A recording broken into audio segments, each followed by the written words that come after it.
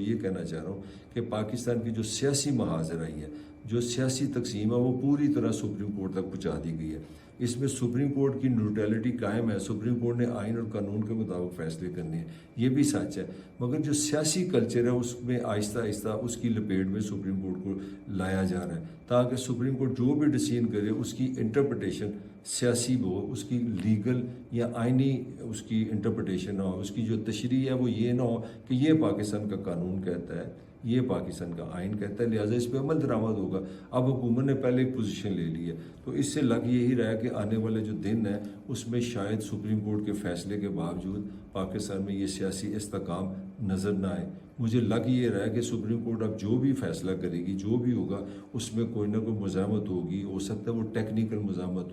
ہو سکتا ہے یہ اپیل میں چلے جائیں، یا ہو سکتا ہے یہ کوئی اور اس میں کارنامے ہو سکتا ہے یہ چیف جسٹس صاحب کو ریزائن کی طرف